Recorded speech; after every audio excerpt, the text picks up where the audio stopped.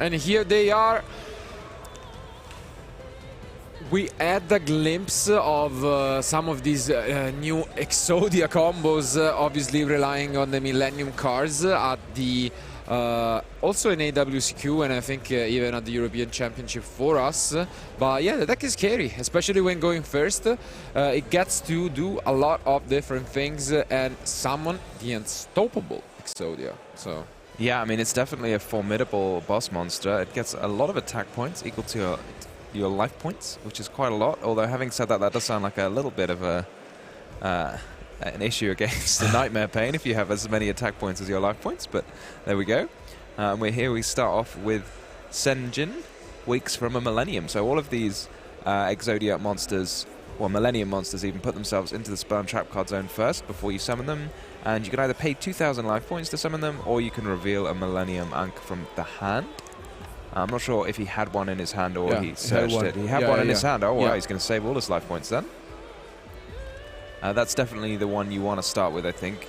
That lets you summon your boss monster pretty much for free. The cost is more or less having 5 Exodia monsters in your hand, deck, or graveyard. So you have to put those cards in your deck, but when it comes to actually playing the Millennium Ankh, there is pretty much nothing to pay. You just have to reveal them from somewhere to your opponent. And then you get to summon your big boss monster. That's like the easiest way to summon a big boss monster that I've seen. Absolutely, and now we go and grab another of these pieces with the Golem.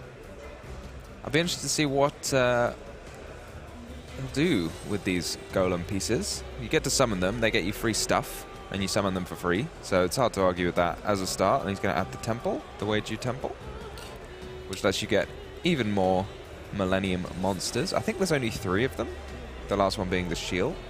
So maybe that came out courtesy of the Temple. Oh no. So the Temple, I think, places one from your hand into the spell and trap card zone, and then you get another one from the deck. So maybe he won't be able to use that again, because I think he's going to have used all 3. So maybe he'll get an extra copy of his favorite one.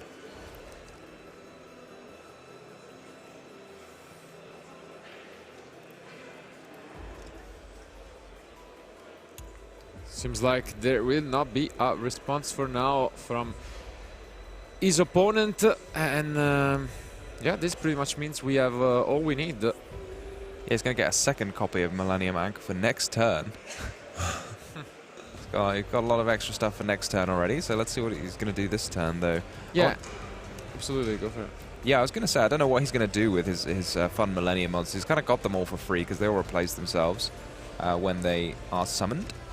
So one of them adds another Millennium monster, one of them adds the field spell, and one of them adds another Millennium Ankh. So maybe he's just going to make something as simple as a Silhouette Rabbit. There it comes. I'm cheating a bit, I know his deck list, so I had a look over his extra deck and tried to see what he might want to summon. There it goes.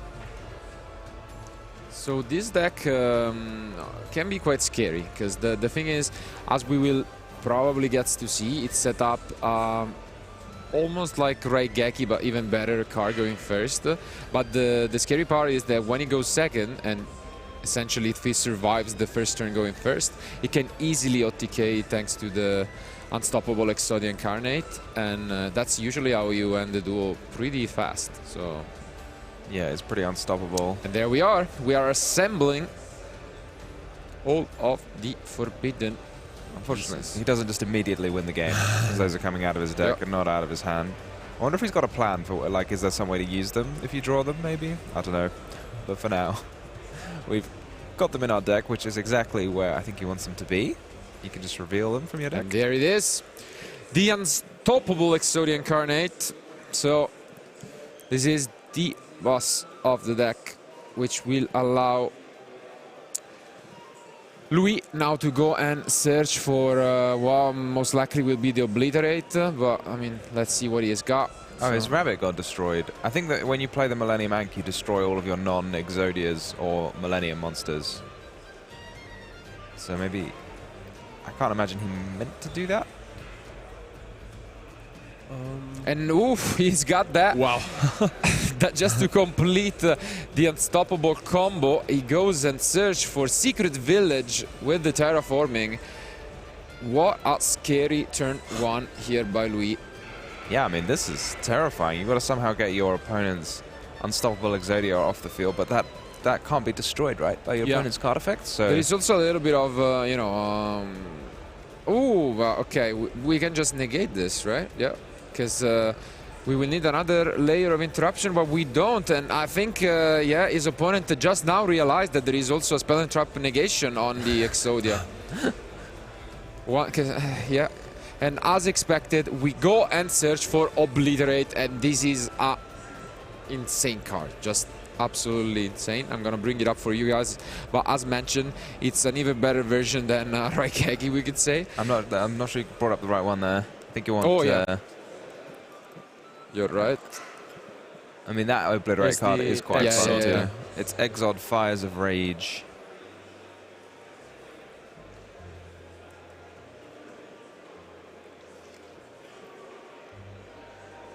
Can destroy all cards your opponent controls, which is always quite a fun thing to do.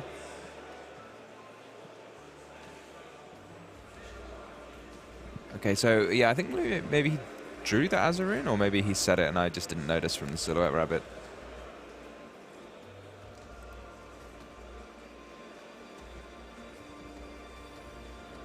Oualid coming down strong with a Kashtira. Interesting. We haven't seen much of Kashtira in Yubel, so usually it's played more in the Snake Eye deck, but I mean, honestly, I love the idea of ripping a card from my opponent's extra deck, especially in like against Yubel or against any deck running Fiendsmith. Like, it feels like pulling away the Requiem can be really powerful, so maybe it just gives you a bit more insulation. If you start with it, then it makes your opponent's hand traps feel very uncomfortable, you know? yeah, and especially now that obviously no one is deck building for it, you see even a lot of side deck extra deck cards, so most of decks just run one-offs, and yeah, that can be extremely scary. But yeah, I want to see where the synergy comes in. Obviously, at the moment, Louis, I would say, should be expecting more of a Snake Eye deck, because like that's where we have seen again this engine. But I mean, not that it changes too much. Yeah, I mean, he's got the Angel statue, he's got the Secret Village. Like, yeah, maybe if it was a Fenrir, Louis might have had to negate it, but because otherwise it would threaten the statue. Yeah, and I see so many spells in the end from full of them. His opponent. Yeah. Okay, we're gonna take a look at this extra deck. Don't think that it matters too much now that we have already summoned the Exodia. I think he probably just wants a peek. You know, it's worth it. Make sure you get that attack in before, if the game ends, you know what you're up against a bit more. So, I mean, we know that Louis is running Polymerization, and I think Oualid could probably figure that out from having a look at the extra deck. And we are just gonna set as if those would be an anti-spell fragrance, but that's not exactly how it works. And now we can just destroy all of them with the Exod Fires of Rage. And I think we pick up our cards, yeah. Bit of confusion there, but it is the Secret Village that takes game one alongside the Exod, thanks to the Exodia. Wow, what an opening by Louis. That was crazy. That was pretty sharp. I mean, that presumably is like the ideal opening for his deck. That was very cool to see a Raigeki, you know, the Exodia backed up by the Secret Village. I don't know if he's got any way of searching the Secret Village other than just drawing it or the terraforming. Or the terraforming. No, he's playing also set rotation. So you have four of them basically. He has a few copies. Yeah, but that is like a nasty card, isn't it? Yeah. No, especially because, like, I think it's insane the effect of negating a spell or trap card from Exodia, right? I mean, that's what happened as well in game one. And yeah, game one goes to Louis. Yeah. Pretty easy from him, and now though there's rolls, I guess, a switch, and it will be at the same time kind of tricky because he has only seen. I don't think he revealed the face downs to his opponent, right? No, so pretty sure no. Yeah, I don't know what you'd be thinking. Yeah, I mean, you just saw a unicorn, pretty much, in permanence. That's not a lot of information. Again, I would be expecting Snake Eye Kashtira, but I mean, I guess it's still kind of similar to the cards that you would bring in. And in the case for Louis, what do you guys think? Because, like, Bestials, I guess, are an interesting one that you would obviously bring in against Yubel, but... Yeah, I mean, I feel like Snake Eye you could probably play Bestials against too, so... Like, a majority of the decks nowadays are running that Fiendsmith package. I mean, unless you somehow think your opponent's on pure Kashtira for some reason. But I don't think even, like, a regular Kashtira deck would set, like, 5 cards. No. So it's obviously just a kind of bluff under the... Yeah, it's an interesting spot, because, as you mentioned, it might have been, like, mixing up Secret Village and Anti-Spell Fragrance, but maybe it was just, you know, to mess a little bit with his opponent, Ed. And regardless, though, I think, obviously, he's going to feel a lot more confident going first with the Yubel deck. It's arguably the best deck at going first at the moment. It's very tough to stop, and it can set up multiple interruptions. But of course, I would be shocked if he was comfortable with the Exodia strategy.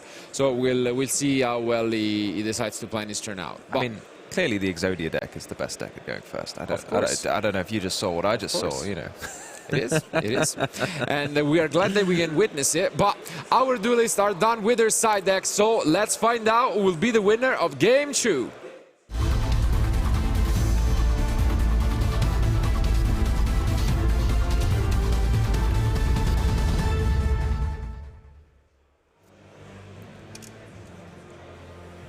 There is one card I saw in Lou's deck list that could be very upsetting for Oualid, which is the Dimension Shifter. Yeah.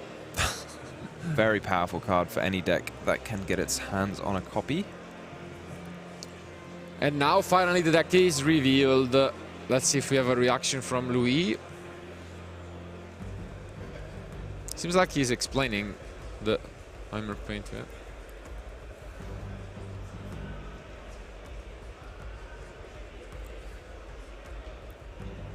And I see a throne, I think, as well. So amazing opener here by Oualid.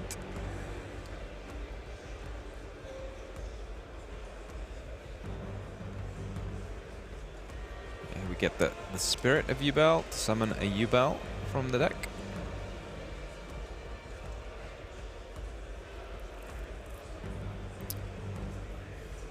As mentioned, we are seeing a clash of Yu-Gi-Oh! Series with the Yubel against the Exodia. Let's see which one it will prevail. What an opener, honestly. All of the different combo pieces that you want to just get your hands on. Yeah, it gets you access to just so many like free monsters. You know, he's got the Gruesome Grave Squirmer to special summon itself, and then pop the Yubel, which will then summon another Yubel from the deck, which then you've got 2 monsters in your graveyard for the Phantom of Yubel, and you just... Oh, you can do almost anything you put your mind to with the Yubel deck. We could access the Finsmith, yeah, and this is what we are going for. But before we do that, we obviously have the protection from Phantom.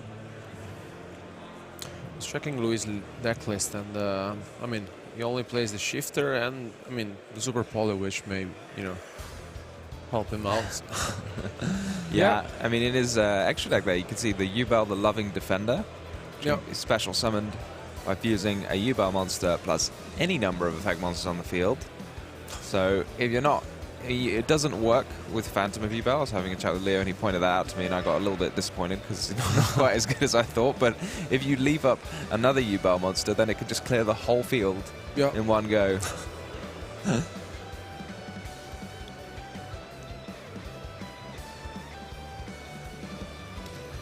Do you think he's aware of that interaction? Because I think if we throw it, we might as well just see the polymerization slammed on the table. Oh, well, you think Louis knows? Yeah, that could be the case, that he just thinks that he can just go for it. I mean, I don't know. I guess we'll have to wait and see. Yeah. I mean, if Phantom of Yubel could be a future material, it would be... It would be played by anyone, it would go forever. Yeah. You would just... no, I mean, think about how the card would work in itself. You just keep shuffling it back more and more. And a nice little optimization there. It's so fun to get the ability of the Necro Crypt Princess off. I mean, its effect, just how it's summoned, giving you another level 6 and putting the Engraver back in the graveyard is good enough. But if you have the ability to discard a card or a monster card while it's on the field, then you can draw an extra card from your deck just for fun. And we love drawing. We love drawing. But yeah, this is what the Yubel deck can do when it has access to this thing. Yeah, every combo pieces, and I think we're still holding into that throne, because like the throne was also there, I'm pretty sure. So this was just like the dream opener, and yeah. Well, execution up until now from Oualid. Yeah, honestly, it is extremely powerful, and you have access to so many things. You need to figure out like the best way to sequence things to not get caught out by potential interruptions. I mean, one way is just to leave the Phantom of Yubel on the field for as long as you can. But also, you know, depending on when you make your XYZ monsters, it kind of cuts off access to the monsters that you put under them. So, for example, now it's got 2 level 6 fiends. Could make one of the most powerful XYZs we're seeing at the moment, which is the Wave King Caesar. But then if you do that, then your Shavara doesn't hit the graveyard, and you can't continue on with your Unchained line. So it can all be a little bit complicated. He had earlier had 2 level 10s on the field to make Varudras, but then he wouldn't have had any more ways to get Yubels onto the field and summon more Phantoms and so on. So yeah, it can be quite difficult to sequence it all out to make sure you end. And at some point you just have so many monsters, so you're struggling with monster card zones. But I guess we will see how well it ends up. There comes the Lurry. Even the Squirmer, yeah. And I think 1-for-1 even is the last card. Like, what is this? Yeah, as you mentioned, he's not gonna have space for all that. No, but I think you can end up on SP plus at least 2 Phantom of Yubel plus the Wave High King Caesar. This is the ideal hand, honestly. Sequence is there. Let's see if there is anything that we can do. No, seems like he's just on probably some spells. Yeah, he's got a couple of Lava Golems in his deck, which is not something I'm seeing a lot of. Yeah, that could be good. Yeah, it's quite fun. I'm interested, like, Lava Golem versus Sphere Mode. I wonder what makes you pick one over the other. Because in my head, like, 3 monsters, more than 2 monsters, you know? But, yeah, what do you think? I guess, in terms of... maybe OTKing could be more relevant. I guess you can use 2 Lava Golems. That's quite helpful. Oh, you can't attack the Sphere Mode. Yeah, no. that's what I was thinking, yeah. So maybe he wants to just be able to attack because he just wants to go Lava Golem OTK with the Exodia, I think. So that makes sense. But against Yubel, like, tributing 3 monsters rather than 2 could be quite important, because they end up with a ton of interruptions. And yeah. For now, this is still impressive. Macracker obviously protecting you as well. And are we just gonna use the sequence? Yeah, we've used the sequence. Yeah. Summon, and then, yeah, we've got it in the graveyard. Wow, we get... Also doesn't hit it. Not often we discard a 1-for-1. And yeah, here comes the Caesar. What discarded the 1 point? Oh, the Macracker. Okay, sure. Yeah. And now, finally, we go and equip. Are we done? Seems like it. Definitely impressive. You can end up on even more with summons, but like this is quite tough, and unfortunately that super polymerization can be good, but not quite able to remove every threat from Oualid. Yeah, he has got the Starving Venom Fusion Dragon, which can deal with a couple of threats. Need be. I always have to remind myself of the different requirements. Unfortunately, the Desiree is a light, so yeah, and the Wave King is water. So water. Actually, the Starving Venom Fusion Dragon requires 2 darks, so not so helpful at all. Okay, so he's just explaining all of the different interactions that he has available. We also have a chamber face down, and yeah. Now Louis draws into the 6th card. Hopefully not that Shifter. Honestly, like, Shifter's so powerful against Yubel. Like, even now, it wouldn't be the end of the world. Get rid of some extra stuff, stop the Fiendsmith package from recycling itself. But it is always a bit of a hard one when you think about how good it would have been if it was the 5th card.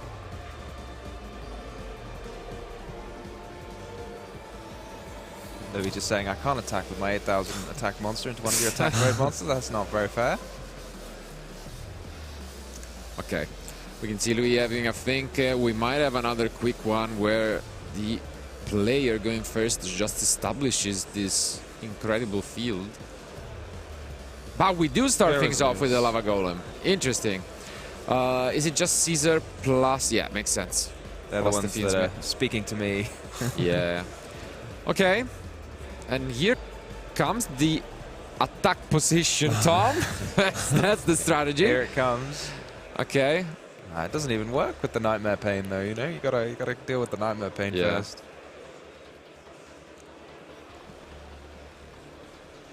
Oh, it was the... yeah, you just... Ooh, and the Feather Duster. Oh, my God. Forgetting the name now of the Fiendsmith with 3 materials. Shovel it back. Shovel back the sequence, right, to get rid of the Lava Golem. Yeah. The Desiree. Desiree, yeah. This opening definitely interesting from Louis. Let's see if it's gonna be enough though, because obviously Chamber brings back the soul.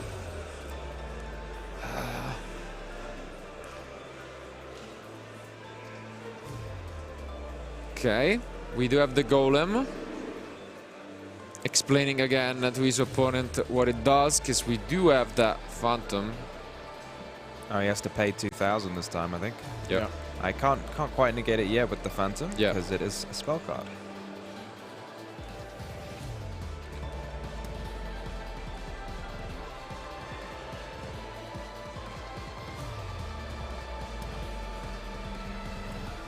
Here comes the Temple again. Seems like quite an easy way. You just get 3 monsters on the field, replace themselves. There's not much your opponent can do about it unless they're in the business of interacting with your spells, which, I mean, Yubel's quite strong, but it doesn't do that so well. Yeah, but now we do get to see the Unchained. And this is actually quite strong. This could be enough, but we do have the shield as well. Shield going to get you out your copy of the all-important Millennium Ankh. So all of them special summon themselves and then search your deck for a card. So one of them searches for the Millennium Ankh, one of them searches for the field spell, and one of them searches for another Millennium monster. Ah, very clever there. So you can negate the effect in the hand.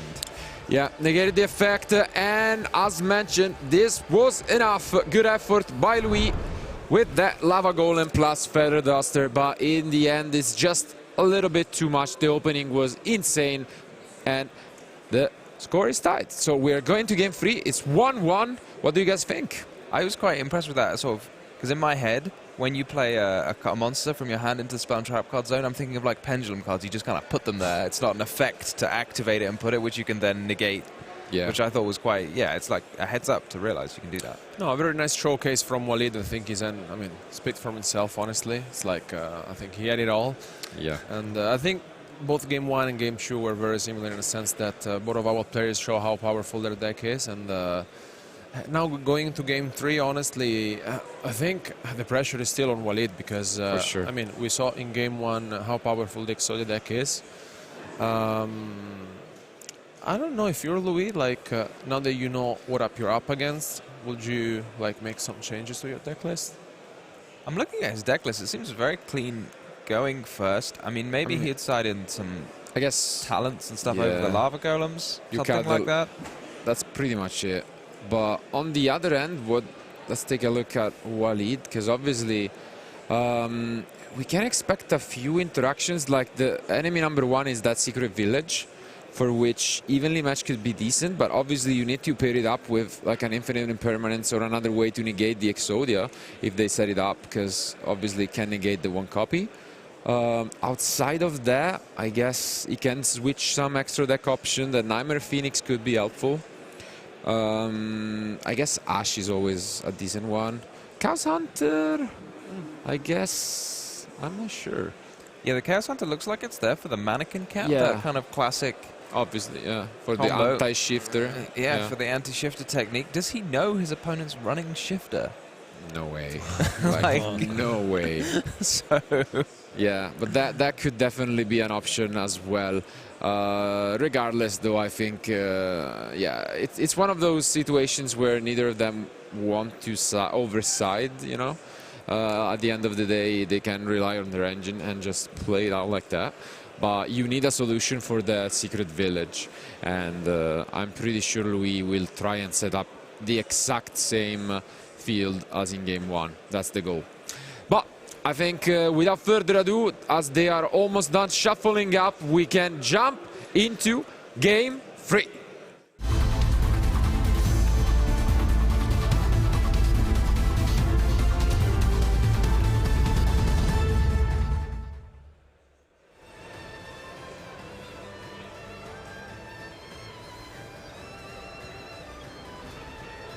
maybe if you're Oualid, like, you just hope your opponent doesn't have the secret village.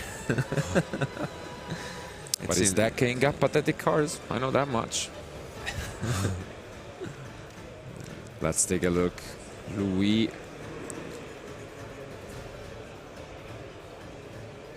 Gets to start. Did Oualid even look at his hand? I'm not sure. Boss move, if you ask me. But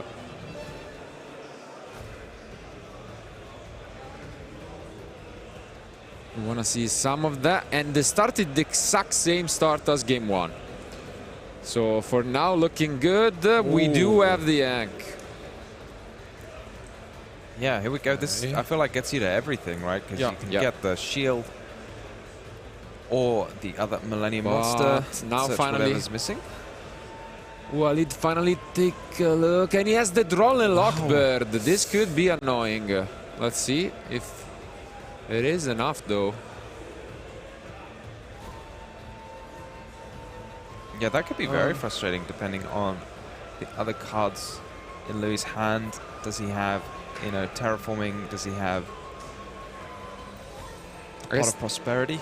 Talent would be nice, at least to take a look at Oualid's end, but not exactly the strategy that Louis goes for. It's one of those decks where you want to set up. You don't really care about stopping your opponent from setting up once you do it. But yeah, for now it's just gonna reveal. And once again, thanks to Dank, can't forgo those life points. Yeah, I think maybe this golem is just going to be used as a link material because you cannot search your deck anymore. No temple from the golem. The roll, yeah, it's quite annoying. And we are going just straight up into the Silhouette Rabbit. Is there any response? Nope. Hopefully Louis has more. So I guess maybe... Does the Ankh destroy everything? And Millennium cards. Oh, you can't summon after it, so you have to make the rabbit before you activate the Ankh, which is why he's making the Silhouette Rabbit, even though it's just going to be destroyed by the Ankh. Yeah.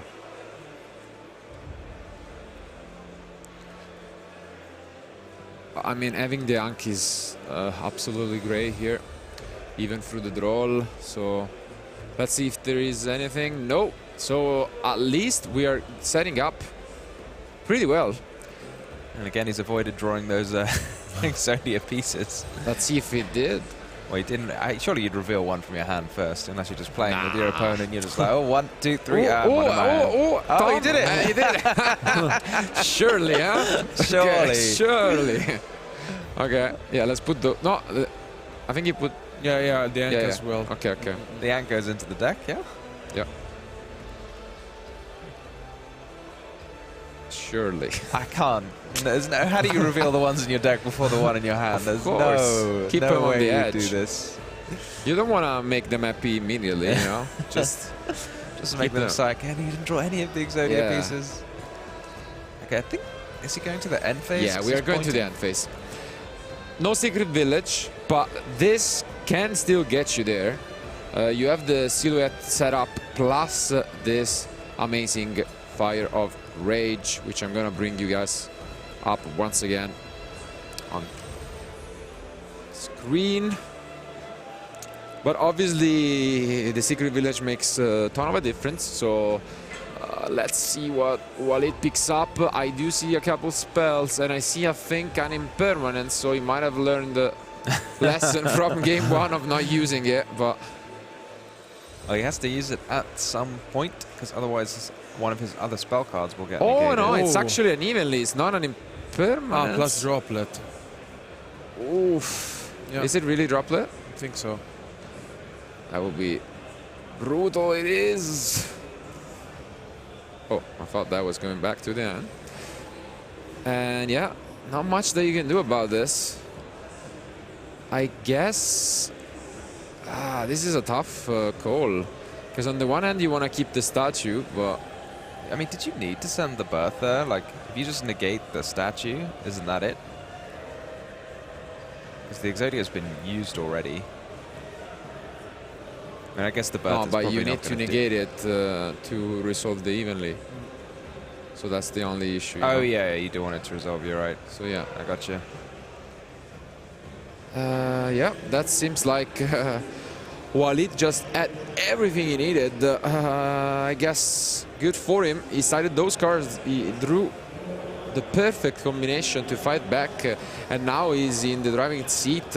What an opener from both. But tough combination to fight back for Louis. It feels like quite a combo against almost any deck, right? Because yeah, how many decks are going to be able to deal with... yeah, Droll, evenly and Droplet. Yeah, I mean, just evenly Droplet against... Yeah. Like, it's very... You're right, the Droplet is going to force through the evenly an awful lot of the time.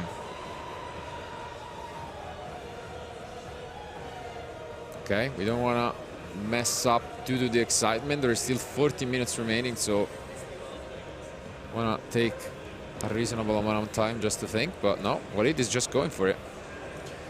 He can smell weakness, and of course you still want to play somewhat fast just because your battle phase is gone, and to take a lead you might just have to, you know, pass back and then have another turn. So this could end up in a draw as well, so you want to avoid that. Yeah, he's got a slightly less... well, I mean, I say that now. I think this combo is going to go... Even at the Ash Blossom, what an opener. Yeah, I think he's not even afraid of any interruptions from his opponent now. No, for sure.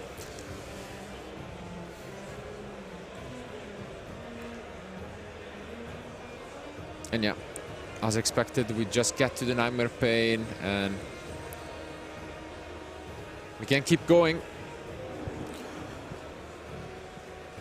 Great showcase of the Exodia deck from Louis, but right now he has his back against the wall, trying to stay in this, because let's keep in mind, to make it to the top cut, you need to go 9-2 or better.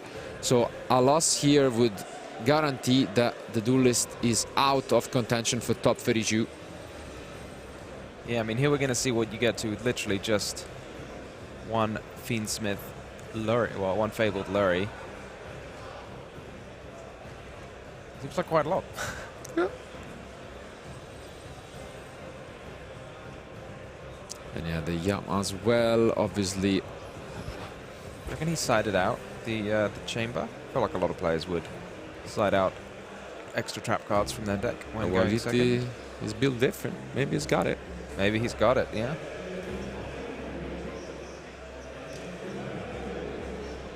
And yeah, this is just a very good showcase from Oualid of what the Yubel deck can do with just one single card. One little Fabled Lurry. One innocent You little. Imagine telling someone like 10 years ago, you just like, you just need one Lurry.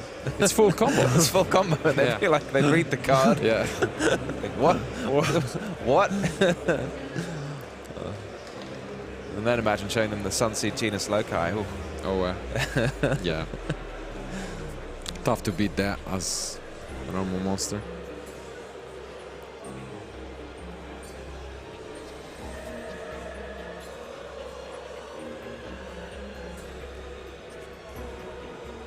Keep on going. Here comes the Grave Squirmer. getting the Yama Yeah. into the graveyard before using the Shivara, so you can use the graveyard effect of the Yama. There he goes. And again, my only concern is keeping attention on the time, but I mean, you mentioned briefly the last round of day one, and that was an insane showcase from Herman of how you can actually manage to win with a lot less than 10 minutes. I'll tell you that much. Yeah, I mean, I think Louis may not have too many actions to take on his turn, so even if there's only a short amount of time left, hopefully Oualid will get his battle phase. Yeah, I mean, he's On the got 3 second turn? cards. He's got Oh, has 3 he got cards. 3? Yeah. 3 cards, yeah. So, I mean, That's he still quite a has- lot, actually. Yeah, he has Lava Golem, he has Super Poly. I mean, he has Regeki as well. which let's obviously kept Ian going first, for Well, sure. I mean, 3 cards in hand, we don't know, so No, why no, not? but 3 drawing to 4 is still a lot. Like, so this is not necessarily over, but because obviously the battle phase is gone due to the evenly, so we're not gonna see a swing. But Yeah, it can be tricky sometimes in this kind of topsy-turvy situation where you're trying to build your field going second, because the person going first is going to have sided out most of their yeah, field breaking cards, but you may have sided out a couple of your cards that are like setting up the field, so it's hard to say how it's going to end up always. and now let's figure it out. It did. He did, Tom. I told He you. did. He kept in the chamber. He And is. he doesn't He is seem the to. man. He didn't want to link away his Shivara. He popped it with the Yama, it seems. So I guess that means he doesn't want to do any more link summons. He's just going to end his turn. Do you not need to tribute something for the Yubel? Is that right? It looked like he passed, right? Yeah, because the. So-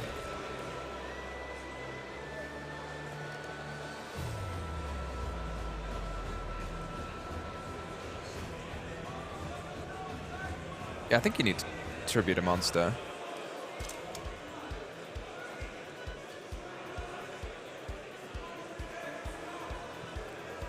So maybe he could have just, yeah. Maybe he tributed the Shivara, actually. Maybe that was what was Yeah. going on, rather than destroying it with the Yama.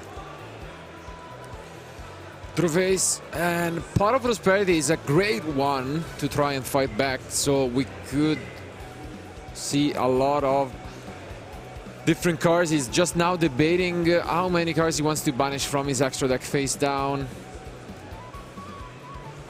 Azarun, how did it just survive? It was just sitting there. The whole turn. Unnoticed. Sneaky. Very innocent. Very Droplet demure. yeah, only negates it for the turn, right, Droplet? So should be able to use its effect again, though it's almost impossible Let's to use see. on your Let's see these opponent's turn. cards. Okay, that's a good one. And round 2. That's the second one. Okay, Oh, only for 3. 3. Okay. Okay. Well, I think that's an easy choice, but let's see. I guess we know that one of the cards in hand is a leg, because that was revealed, right?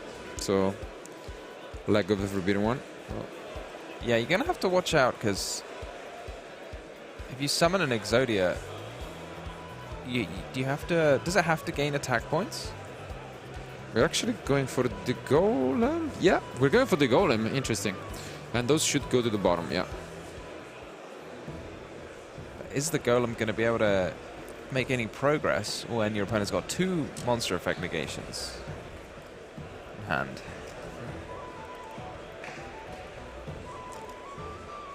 But it's a Golem that guards. It guards, Tom. It is the Look at Golem him. that guards. Look. There he goes. It's guarding. I thought he was able to, like, he negated the hand effect before Oualid. I feel like when your opponent's only got 3 cards and you've got monster effect negates, And you one just, of them is... Yeah, I mean, I will, yeah, you just use it, right? yeah, but then they hit you with the normal summon of the leg, and then... Then it's over. What do you do? What do you do?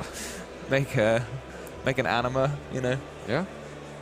Oh, you need? Exodia and Relinquished coming together. And we're actually getting it. So we haven't negated, and now we might just see the SP as in the previous game. Yep, that's going to be it. So same exact sequence in game 2. But now we do have the shield, and are we going to negate it? Yes. So again, very similar to game 2. This was enough for Louis to pick up his cards, but it is a little different, and we get to summon another Yubel. I guess no reason to pick up your cards in game 3. Got to make your opponent play it out. Let's see, is there something else from Louis? Checks his options. He might actually go for the normal summon of the leg. Not even gonna lie. Because that could get you to an SP, at least later on. But yeah, it's not exactly the best. But no, that's enough. Good effort from Louis, but it's Oualid who takes the round. Well, what a way to start things off here in day 2 of YCS Lille. As mentioned, we have 3 rounds of Swiss to play before the cut to the top 32. And, well, one of them is going to be, unfortunately, over for Louis, because he is now on 6-3, so chances of making to the top cut are almost over. We expect you know, a few of the X2 to not even make it. It's a tough competition this weekend, but congratulations to both. It's great to see, you know, a deck like the Exodia still making it to the top level. I mean, 6-2 after day 1 is no joke. Yeah, I mean, we just saw how devastating that first turn Secret Village was. It's very tough to argue with that. So, I mean, he was taken apart by, you know, as you said, a combo of Droll, Droplet, Evenly. That feels like it's going to take apart most of the meta decks anyway, so there's no shame in losing to that for the Exodia deck. So I'd say definitely still one to watch out for. Yeah, no, I mean, like, in general, I think that you had your chances, especially after winning game 1. And, I mean, game 3, there was the Droll lock that shut it off completely, Louis' strategy. But, yeah, I mean, like, I really like the deck. The Unstoppable Exodia incarnate is something like, I mean, of course, it's like it says he's unstoppable, right? So it is, it is, and yeah, it looked like it. As mentioned, I mean, we saw just how many different decks are out there, and this is just one of them. I'm sure we'll try and be on the lookout for other strategies that are still in the tournament, and I can't wait for the top 32 breakdown later on, because I mean, I'm expecting a lot of different decks, a lot of underdogs, and our predictions are still up there, so we'll see whether those will come to fruition. But yeah, regardless though, great show and great effort from Oualid too. It seems like he knew what he was doing really well with the Yubel deck. Obviously he got caught off guard in game 1, but then, I mean, sometimes the skill is also adapting, and I think he did, like, you know? Yeah, he definitely did, and I was interested to talk about his deck list. He's got like a few different things going on. He's got that mini Kashtira engine, which is very different to what we've seen in other Yubel decks. And also we're seeing these droplets and evenlies, which I feel like most people associate the Yubel deck nowadays, or maybe the standard build is to run an awful lot of hand traps, and instead he's gone for a different route, playing those Kashtira cards and those field breaking cards. No, I like it, especially because like splashing some Kashtira cards in your deck. I mean, we have seen over the past you know, few months how the Kashtira cards are impactful and especially like in the Snake Eyes and the Yubel as well, and I liked it, and I think it's working out very well for Oualid, who is basically 2 wins away from the top cut.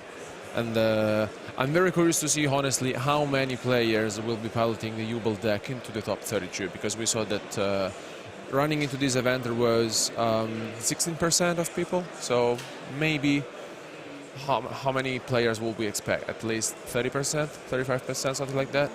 I mean, it's tough to say because we've seen such a varied field, so I mean 30% sounds like a very reasonable number to me, but I wouldn't be shocked to see less, and I guess I wouldn't be shocked to see more. Like, there's been so many different decks on display, so what do you reckon, Marcello?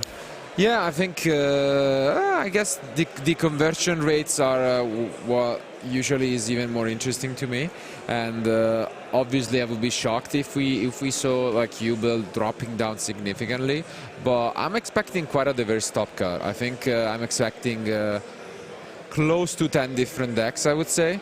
So we will see whether that will be true, because obviously the competition, especially now in day 2, will be extremely tough, and sometimes nerfs can have a role. We saw a lot of players with previous accomplishment, both in terms of cuts and wins, which are still either on the X1 record, and obviously when you face against them, you have those nerves which can, come into play, and then maybe some of these decks can fade out. But I think we'll see at least, I want to say 10 decks. 10 different. That's a bold call because, yeah. Obviously, top 32 is tougher. Top 32, yeah, there's hardly tougher. any. Yeah, I know. So, yeah. Any Exodia decks? I don't know if there is another hero, because I think Louis was the hero we needed, but maybe we didn't deserve. I'm not sure. But obviously we'll be on the lookout, as mentioned. I still have a few decks in mind that I would like to see. I saw some spiciness over there. Something that I really am wishing for. Now that I think back at my prediction, I wish I would change that. Is at least a grass deck in the top 32. Like, that would be my dream. I'm still like such a fan of those 60 card decks back in the day.